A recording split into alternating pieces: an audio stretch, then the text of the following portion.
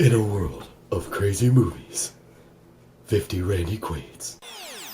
50 Randy Quaid's. Ava Mendes fat. 50 Randy Quaid's. She had blown Chicago. 50 Randy Quaid's. If you're here, you're bound to get blown. We watch movies so you don't have to. Welcome to 50 Randy Quaid's. I am your host, Chuck Banner, and with me, my co-host as always, Jay Biggs. and Tanner Ricardo isn't with us this week. We watched Clear History. If you have any questions, comments, or review requests, you can contact us on our Facebook page, tweet us, or email us at 50randyquaids@gmail.com, and we'll talk about it on our next show. So this was a story of wealth, fame, power, and this guy. This movie stars Larry David. Well, this was obviously a comedy. I mean, come on, Larry David. Yeah, it Curb was Your pretty Enthusiasm. good. It was Flagrant Jew, just the whole movie. Like, oh my god. So if you're wondering, this was a HBO movie. We couldn't find the budget or the total gross. Obviously, I don't do too much homework when I'm looking this up, but I did do a little, and my sites gave me nothing. This movie was written by Larry David, Alec Berg. Alec Berg. He's got such a great John Houseman name. Throwback to Seinfeld. Right there. Oh, yeah. Yep. David Mandel and Jeff Schaefer also wrote this movie. Directed by Greg Malata. Alright, so Larry David starred in this movie playing Nathan and Raleigh. And you'll understand in a minute why he has two names in this movie. Bill Hader was in this movie playing Rags. Oh man. John Hamm played Will Haney. Kate Hudson was in this movie playing Rhonda, and she was looking fine. Nice. Michael Keaton Oh my was god. in this movie. And he plays Joe Stumpo. He plays Redneck Beetlejuice. For my money, Danny McBride didn't have a big enough role in this movie, and it was kind of like it didn't play into his comedic actions, but there was some good Danny McBride moments, just not many. It was just like he was just there all the time, but he wasn't there. Like he kept saying, "I'm not a part of this. I'm just a liaison." Because he was. He'd just show up, be there, say that line, and then he'd show up and be like, I don't want to be a part, or what can I do to help, and what are we doing? He was always there, but he didn't ever need to be there. Eva Mendes was in this movie playing Jennifer, and J.B. Smoove plays Jasper. So you guys can see Clear History, Netflix, straight to DVD. Some family videos are going to have it. Amazon has this movie streaming, and you can buy it. Google Play, Vudu. And HBO Go. Alright, so now we're going to take a quick pause for our sponsors. If you vape and want a killer deal, go to shyviceejuice.com for 50 milliliters for $15. Great tasting and choose your own nicotine levels. Top sellers include Fruit Ciceros, Cabrini Green Apple, and Wild Berry Skits. Enter promo code 50RandyQuaid to receive a discount on your next purchase. And we're back. Jay Biggs is going to give you guys a brief description of this movie, so you know what the fuck we're talking about. Alright, car company comes out with a new car, and they call it the Howard. Larry David freaks out about the name and says that that's like naming a restaurant Hepatitis. Which leads to him quitting, the car selling millions, and him missing out on billions. The movie jumps ahead 10 years, where he has changed his name to Raleigh and lives in Martha's Vineyard.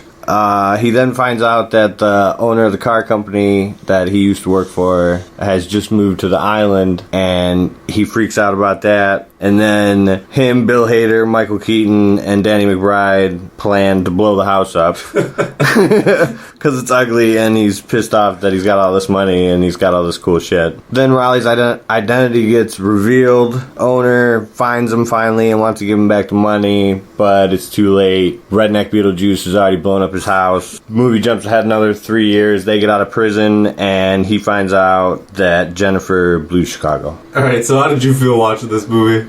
Actually, going into it, I was like, fuck, another shitty movie. It started off weird in the beginning, but halfway through it picked up, and it was better than I thought. See, I felt like I was watching like an hour and a half episode of Seinfeld. And you know how I love that show, Seinfeld. It's fucking great and amazing. And Larry David creating it, so I fucking loved it. And I knew that kind of going into this. Every time he talked, I heard Jerry Seinfeld.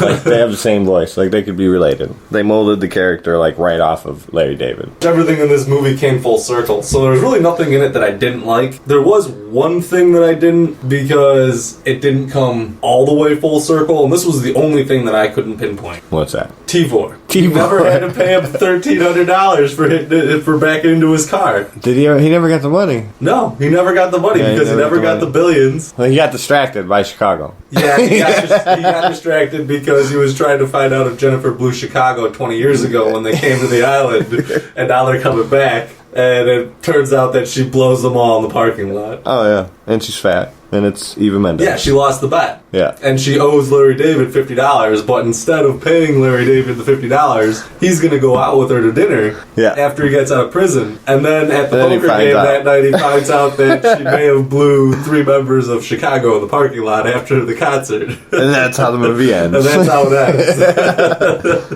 That is one of my favorite, one of many favorite scenes from this movie is seeing Oh, yeah. Eva Mendes fat.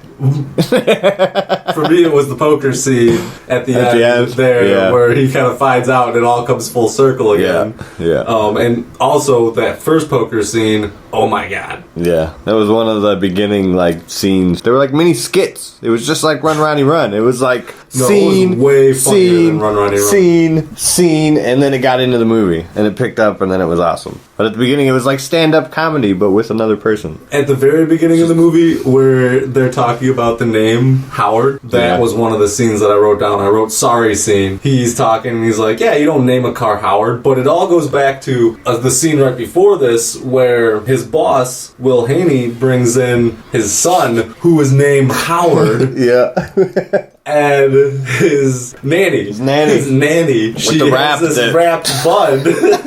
And Smelly. all Larry David can get out is, how many times do you wash your hair when it's all wrapped up like that? She's like, once a week. And he's all like, He "What? freaks Once out. a week?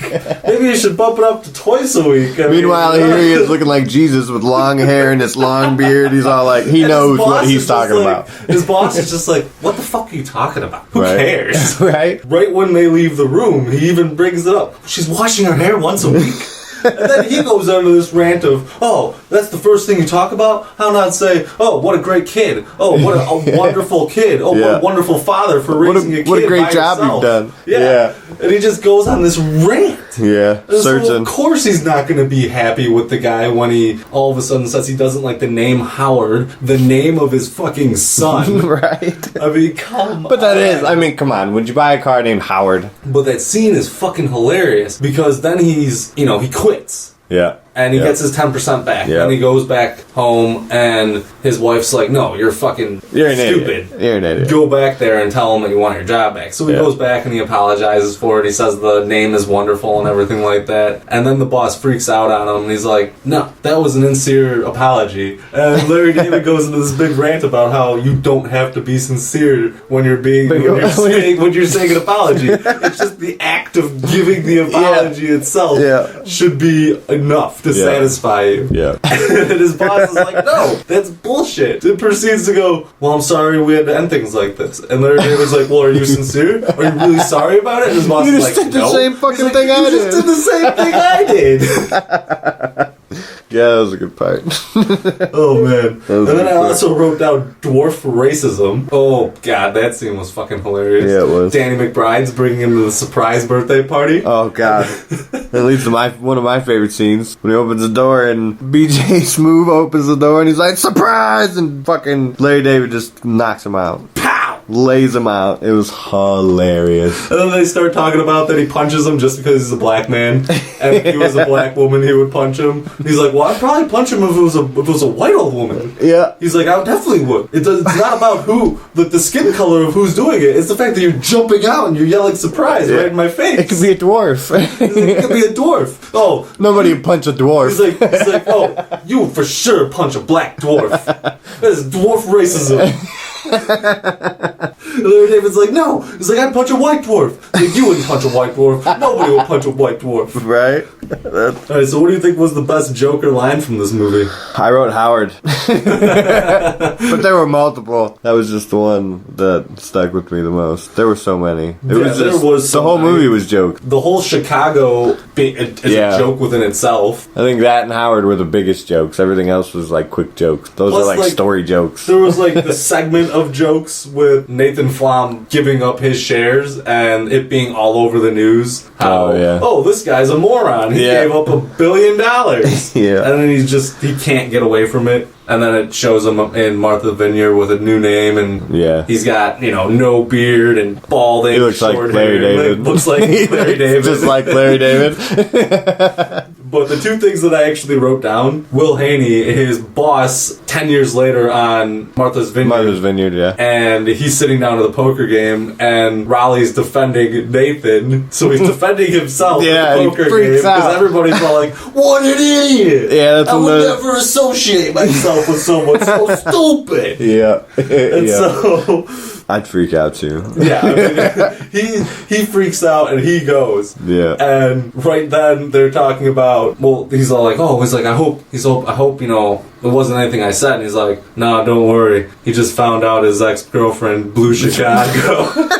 And that's because in that part of the movie they were talking about how his ex-girlfriend, Wendy, she had blown Chicago, or at least 3 members of Chicago that you find out later in the movie. And then Jennifer blows Chicago. Everybody's blowing Chicago. A lot of people blow Chicago in this movie. That's why it's the Windy City. If you're here, you're bound to get blown. And then the other thing that I wrote down, and this is actually what I thought was pretty funny, and probably the best thing that Danny McBride said in the whole movie. You look like the guy who kidnapped Elizabeth Smart.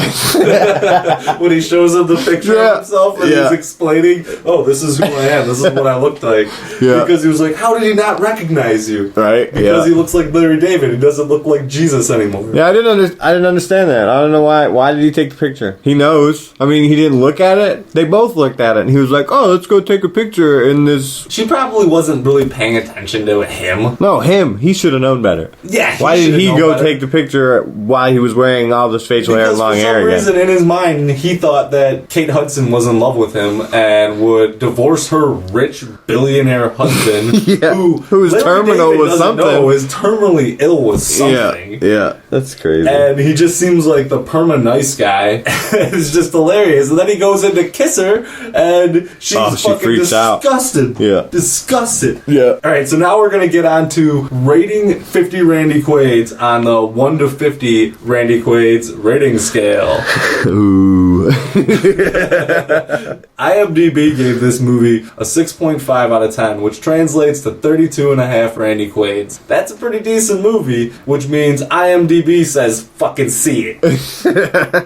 What about you, J Biggs? I say see it, but bear with it. Starts off kind of crazy. I'm gonna give it 38. It was pretty good. It was better. I think I just went into it with the wrong mindset, but it turned out to be a lot better than I thought. It's funny because I didn't think you were gonna give it even that many to begin with, but I fucking love this movie. Yeah. I mean, it's great. I love Seinfeld. I gave this movie a 46. Definitely see it. Damn. And I mean, it's up there for me. I mean, obviously it's up there for me. I gave this movie a 46. That's the most I've given any movie on 50 Randy Quaid's to this point. Besides the mini episodes of the Jurassic Park series. Yeah, that's crazy. I didn't know you liked it that much. Oh yeah, this movie's great. I love that. You can like us on Facebook, subscribe to us on YouTube, and follow us on Twitter. Check out our website, 50randyquaids.wordpress.com. Next time on 50 Randy Quaids, Episode 9, Jurassic World. Tune in June 29th when we go Jurassic. Until next time, we watch movies so you don't have to.